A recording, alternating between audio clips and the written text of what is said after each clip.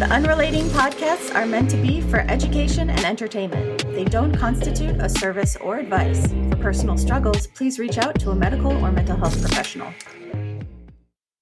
How do we start these things anyway? I can't even remember. Backed by popular demand, here's our Ask Us Anything show. You just started it, actually. Oh, okay. Unknowingly, I just set you up. Hi, I'm Kelly. And I'm Michelle. Welcome to Unrelating with Kelly and Michelle.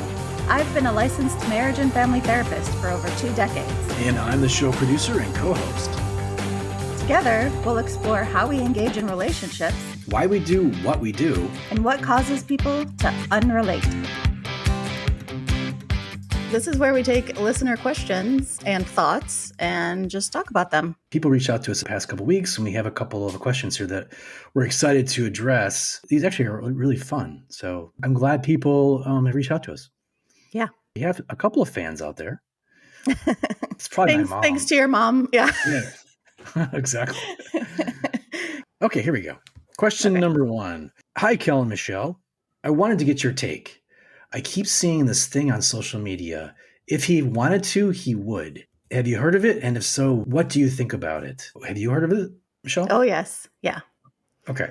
And you can't see my reaction right now, but if you could, I have a very sour face about this. And I can explain, but if you want to start. I have not heard of if he wanted to, he would. Can you explain this to me? Yeah, I mean, maybe it means different things to different people. But from my perspective, there's this whole thing on social media where people are either bragging by showing pictures of their partner, like buying them flowers or cooking dinner, or sharing a story about their partner putting effort into something. And then it's like hashtag if he wanted to, he would.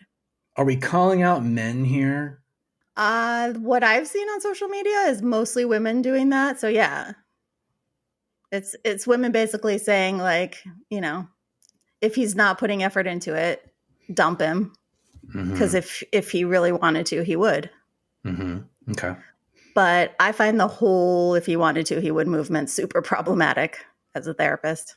Okay, let's do a deep dive here because they're asking for our take on this and what do we think about it. So I have not heard of it. I mean, right off the bat, you and I could think of several examples in our own lives of times where we probably wanted to do something for someone and we didn't because we were busy or just mentally checked out or, a whole slew of possible reasons why we couldn't do the thing we wanted to do. So to equate results with desire or effort, it's just, to me, it kind of breeds this resentful, angry momentum of unrealistic expectations for someone to be so black and white thinking about it. It's cut and dry. If he wanted to, he would. Like there's no nuance to it. And I can say with confidence that sometimes that is the case. Sometimes someone is not putting effort into something to their partner because they don't want to. But mostly not the case in my experience. Yeah, it's kind of placing blame where it doesn't necessarily need to be blame placed. I feel like it's putting the onus on the man, the male in the relationship, the he, if you will. As a man, I can speak to this a little bit, but there are probably times where my intentions don't necessarily match my actions. Okay, so yes. If he wanted to, he would. So it's Valentine's Day. And I didn't buy flowers. Okay. If I wanted to, I would. I probably want to. I just don't necessarily I think they're kind of overpriced and overrated. So I didn't. Is that a good example? I mean, in that case, it sounds like maybe you didn't want to, but it's not that you didn't put any effort into probably celebrating if that's something that you and your partner celebrate. But you bring up a good point because we have talked on so many of our shows about this very human dynamic of our actions falling short of our intentions, right? We talk about that all the time. We often very much want to do something for someone else, but we just can't. And to completely dismiss the reason why we can't, it's just so detrimental to have that narrative in your life that if someone wanted to do something for you, they would, because then what your brain is saying, when they didn't do that thing, it's because they don't care. And I think people can imagine where that takes you. The fact this is on social media, this is getting some buzz right now. Is there a reason why? Is there something that's really sort of caused this, I guess, controversy? That's a great question. I honestly don't know the origin of it. Mm-hmm. What I can say is there has been a movement for some people to really understand their worth and Mm-hmm. to cut loose people who are not, having healthy relationships with them or not putting effort into them. And I fully support that. I think Mm-hmm. maybe this is an overcorrection in that Mm-hmm. way to Mm-hmm. say, I'm going to look for any reason that you're not putting in the effort I'm expecting you to. And then I'm going to make a judgment about that. Again, there's just not enough nuance to that. Yeah. And when you have these catchy phrases, if he wanted to, he would, like, it just, to me, I roll my eyes because I'm like, well, you're setting yourself up to have this catchy phrase in your head that is now going to bias you in your relationships unnecessarily. Yeah. I'm just trying, again, I'm trying to role play here a little bit, but I can only imagine the things that I do and try to, if I wanted to, I would. I usually want to. It's a question. But can you think of times where you wanted to but couldn't? I guess it depends. I mean, why couldn't I then? Okay. If I wanted to, Yes. why couldn't I do it then? What stopped me? If I wanted to, I typically have good intentions. So I want to do nice things for this person, right? Yeah, but sometimes you're busy and you can't. So maybe you want to text her in the middle of the day to say, I love you. But, Hmm. you get distracted at work. And so you don't do it. That's actually a Um, good example because I think I could be better about that. Yeah, but at the same time, do you want her to be sitting there thinking, he didn't text me all day? That means he doesn't care about me. I Because if don't he want, wanted to text me, he would text me. am I failing somehow by by not texting my spouse during the day and checking in on her? I mean, if your spouse has said to you, that's a love language of mine, I would appreciate hearing from you, at Hmm. some point during the day that you're thinking about me. That's a Hmm. conversation to have with her because then she has set an expectation that, hey, that's a way to show me you love me. I haven't gotten that, by the way. So, Yeah, I didn't think so. She's probably like, why are you texting me during the day? well, I'm busy. and I'm trying to be considerate of her career and her Yeah, she's job, busy. and I don't want to. Yeah, I mean, there's things that we text each other. If it's, I feel like texting should be more like an important thing. Like it needs to be like, hey, can you answer this question? I need to know right now, or whatever. It's something important. I don't want to take that valuable resource and waste it. You know what I'm saying? I guess. No, I you don't think know. I totally do. I think we've gotten into an overthinking space about the got it. texting piece. But Yeah. what you bring up is great, which is, anytime we're making assumptions about what our Hmm. partner wants or doesn't want, we're Hmm. most likely going to miss the mark. So it's Hmm. much easier to just have the conversation. Hmm. Um, so I feel the need to share this. This is an absolute fact. Tell me if you agree, Kelly. Your loved ones, your partners, can't show up for you exactly how you want them to all the time. Can we agree on that? That's a fact. Yeah. Okay, because I feel like some people are out there acting like that's not a fact, Hmm. and that's why they're getting in trouble. Because you may like cognitively say like, yes, I agree with that statement. That's impossible. But if you're reacting to someone not meeting your needs 100% of the time, then you are setting up a false expectation Yeah. and Yeah. one that can't succeed because it's impossible. Does that happen over time? I would think maybe expectations are higher in a newer relationship versus 10 years in.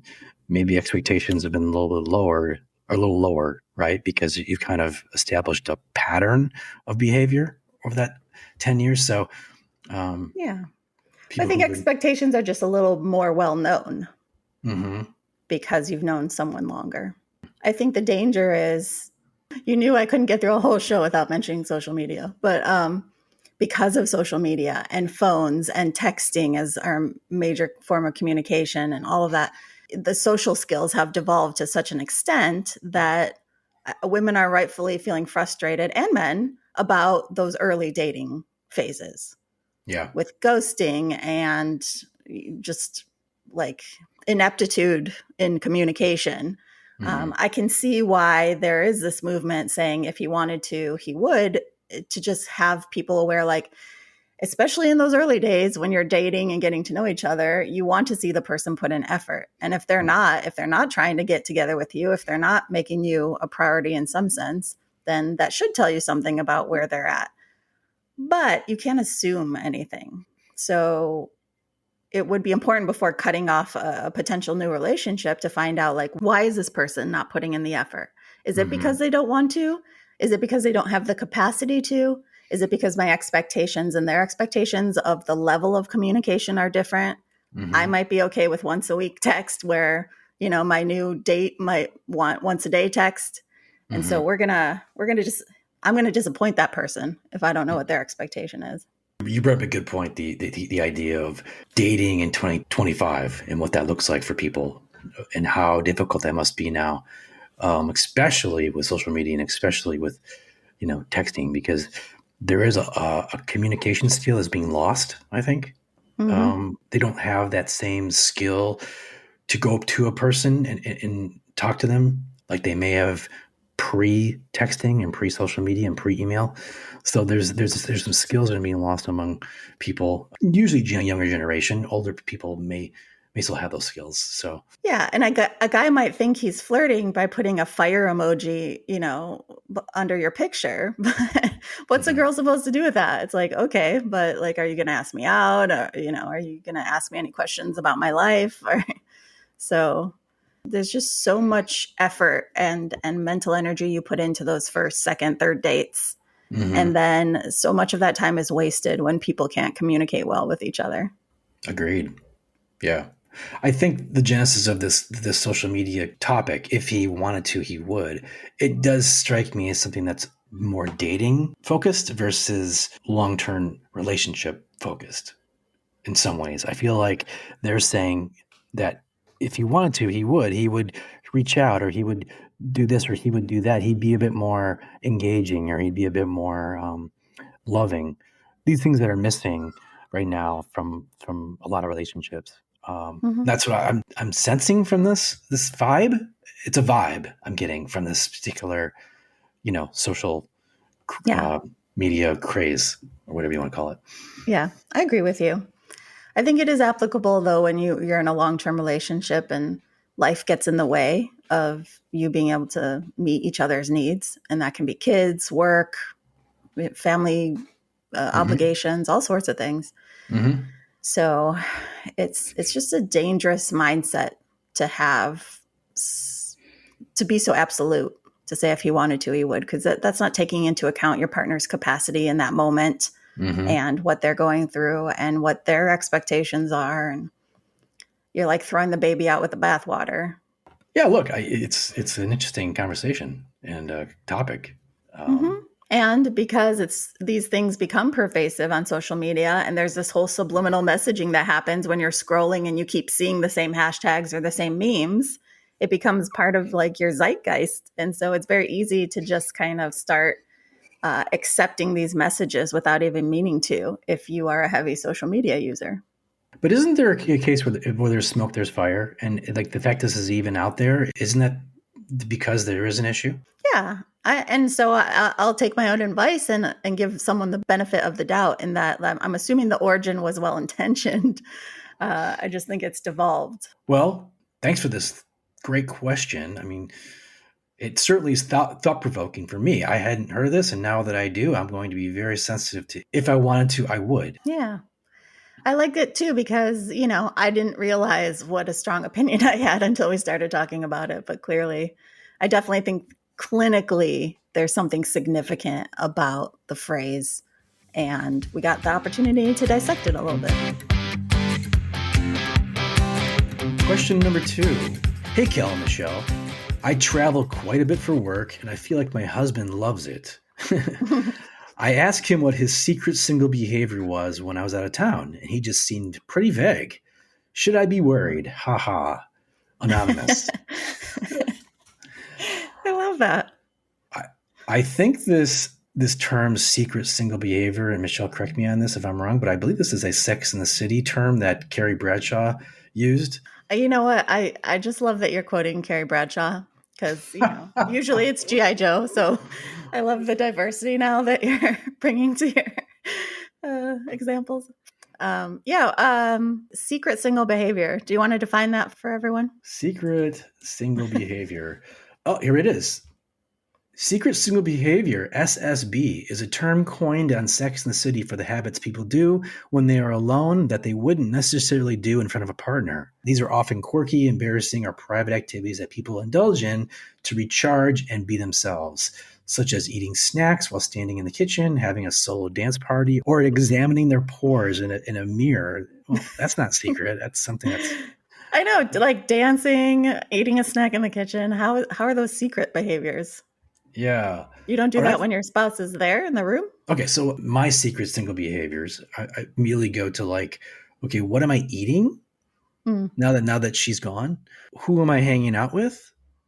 Or what other things am I suddenly feeling free to do? Free to do that now that she's not here, and which isn't really that many when you think about it. I don't have that many secret single behaviors, I guess. I think you can tell us.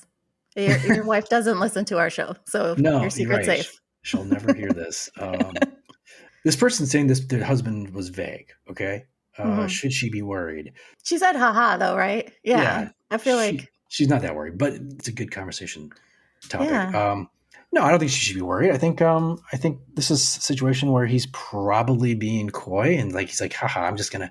He's not going to the strip club with his buddies. I bet you he's probably. I mean, he might be, but chances are much higher that he's just like stripping naked and sitting on the couch with some chips or something. Yeah, I would imagine there's some food that you normally wouldn't indulge in. Maybe he's ordering a pizza. That's probably a big one, actually. Because remember back in the day when you could take down an entire pizza by yourself. I was gonna say, I think the secret behavior might be like eating an entire large pizza by yourself, which you can't do when other people are around. Well, you can, but then you just feel stupid. Right? Yeah. You feel guilty. You feel like, and you're guilting yourself because like I just consumed like 3,000 calories or whatever it is, 5,000 calories, but that shouldn't change when your spouse is gone. Yeah. Short detour. I don't think people should feel guilty when they eat things that aren't healthy for them. But that's another show, or we can have that be our third Ask Us Anything. Because I guess I'm guilty of that. But, you are. I've heard you talk with guilting language when you eat stuff that you say is gross for your body. I'm guilty of being guilty. This is my personal opinion, not my clinical opinion. I think no matter how much you love your partner, when they go out of town and you have a couple days to yourself, you love it for the most part. Not to say you might not miss them. Yeah, personal space. Yeah, when you live with other people and you get an extended amount of personal space, that feels nice. It feels freeing. Yeah, it's probably more about that kind of behavior, just feeling the freeness of it and the quiet. There's probably some quiet. Yes. Actually, and not having to answer to anyone. Right. That's such a good feeling as an adult, because how often do we get to feel that? Now throw kids in this equation. Okay. Now what if your spouse is go traveling for work and you're at home and you've got the kids? Well, hello. That's true. I used to love when my husband would go out of town before kids. Then after kids, it wasn't as fun. Right. Because it's just more work. It's probably worse for you, right? Mm-hmm. Yeah. Let's, for argument's sake, let's pretend this particular emailer doesn't have kids. Okay, so it's just the two of them. Okay. He's really enjoying his time when she's out of town. And now I'm assuming they talk to each other or texting. However, maybe out of sight, out of mind. Maybe he's enjoying some sports that he wouldn't normally be partaking in, or he's watching some movies he wouldn't be normally watching, but are there. So he's able to get some me time, is what I'm guessing, right? Yeah. Which is good, which is healthy. Is it not? It's important. It's necessary. You have to have me time. No matter how many people you're surrounded by or beholden to. This opens up a whole new can of worms. Now we're talking about finding the balance between me time and us time. Under this question, there's an underlying question. Yeah. What do I do when I'm left to my own devices just for myself? That's what ultimately what you're going to answer when you're alone because your partner's out of town. Mm-hmm. And for most people, it really is kind of innocuous, silly things. Mm-hmm. Yeah. I would say the only question I would have for this listener is, what's the trust level? Yes. Does she trust him when she's gone? Which that didn't come up in the question, but she's asking him. Right. And I don't know if the haha is like a haha, it's light and it's a light question, whatever, or haha, like I'm nervous, help me. If you go out of town and your trust level is not where it needs to be for a healthy relationship, then, the doubts may creep up if your partner is being vague about what they did when you were gone. Yeah, I don't think being vague is helpful. If he's being vague, I could just be honest, you should know me well enough by now to know that I don't have some skeletons in the closet. God, why am I drawing a blank now? I know. You need to refresh your colloquialisms or whatever they're called. My skeletons. It is Halloween season, by the way. So exactly what you're saying. I think if someone is having some doubt or some trust issues, it's also good to establish, if someone has plans. If they say, yeah, well, you're gone, I'm going to go out with the boys to the bar and hang out, and then I'm going to come home and just chill. Mm-hmm. I don't think your spouse has to, or your partner has to give you a minute by minute rundown of what they did while you were gone. Yeah. But that answer changes a little bit if you are in a trust rebuilding or trust building phase. Mm-hmm. There might have to be just a little extra communication so that you guys are healthily building. So to answer the question, should she be worried? I don't think so. Your professional opinion? So hard to give a professional opinion without all the context, but my personal opinion is it would be no. And also I like this phrase, secret single behavior. Secret single behavior, SSB.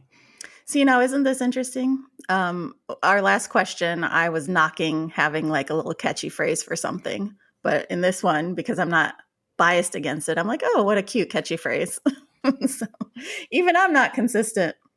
Well, I think the genesis, again, comes from a TV show. So I think it's just kind of it comes from a comedy, So it's kind of its genesis is based in comedy. So I think there's a certain level of just, humor attached to this. I think people should have secret single behaviors and that are healthy, right? So whatever that looks like. I mean, if it's, Well, I think for me, like when my spouse is gone, after I put the kids to bed, I binge watch my TV shows. But then I think, wait, when my spouse is here, put the kids to bed and I binge watch my TV shows.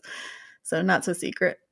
Yeah, but I think mine is I'm more apt to watch shows that she wouldn't watch. So for example, if my spouse is out of town, I'm going to watch something that she's not even remotely interested in, but I am. Like, so I'll probably nerd out and I'll probably go back and watch like a Marvel movie or something, and eat food that she doesn't like or isn't interested in. That's what I do too. Yeah. There's certain things that I love. I just printed out a recipe the other day for a sardine pasta. Now I know it sounds gross. No. Yes. No, I'm sorry. It's a garlic sardine pasta. Oh, even better. It makes my Well, it is vampire season after all. It literally makes her want to vomit in her mouth, but yet I find it really kind of intriguing. So I'm going to make it next time she's gone. Please come back after you do and let us know how it went. Anyway, I digress. I like that we have that in common, though. I love trying new recipes. As long as I've seen a visual picture of the end result, I will only do recipes where the picture looks good. And it's like not that many ingredients or pantry pulls where it might be like 15 ingredients, but I have them all already. Then I'll do it. Is one of your secret single behaviors, is that to eat sweets? Is that something you would partake in? No, because I do that out in the open. Oh, okay. I know. I'm really trying to think of what would I do. And it's like, would I go pantless? I do that anyway. I'm envisioning like Tom Cruise in Risky Business, like running around in his underwear and, singing Good Time Rock and Roll or whatever that, that Bob Seger song was. That's like a secret single behavior that men would do when their wife is gone.